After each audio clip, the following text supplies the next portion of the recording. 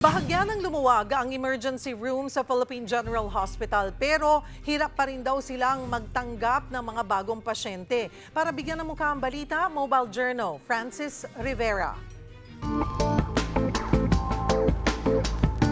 Sa nagdaang linggo, nag-anunsyo ang Philippine General Hospital ng overcapacity na ang kanilang emergency room. Umalo na raw kasi sa 400% capacity o 320 patients ang kabuuang bilang ng kanilang tinanggap kada araw. Pero bahagya na raw bumaba ang bilang ng dagsa ng mga pasyente matapos sila maglabas ng anunsyo. Ayon kay PGH spokesperson Dr. Jonas Del Rosario, dala raw ng sunod-sunod na pag-ulan at pagbaha, majority daw ng mga pasyente rito kaso ng leptospirosis. As of the last count, census po from a high of about 320 patients sa emergency room. Ang last count po ay nasa mga 150 patients na lang po nasa emergency room, which is just from 400% over capacity to 100% over capacity na lang po.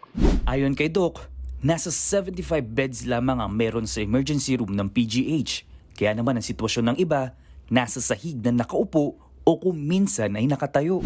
Although there are only 70 beds, so think of it, paano ba namin ginagawa yun?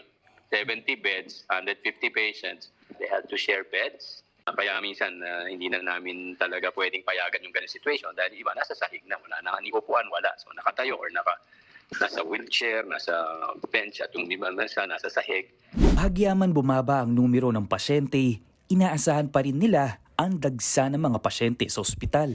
Kami po ay nasa code triage kasi we're still expecting more people with leptospirosis coming in. We will prioritize and really just admit patients who are critically ill as of the moment kasi 200% over capacity pa rin naman kami. Kaya ang panawagan ni Doc sa mga pasyenteng nais magtungo sa kanilang ospital, Yung pong mga pasyente na critically ill ay tatanggapin po na sa emergency room po ng PGH. At yung iba naman po na hindi naman critical ang condition, yun nga po kung pwede sa iba muna po yung ospital, malapit sa inyo, sa city hospital or regional hospital. Pero yung pong mga may sakit talaga na malubay, kailangan po pumunta sa ospital. Lalo na po meron pong leptospirosis surge. Mobile Journal, Francis Rivera po, hatid ang mukha ng balita.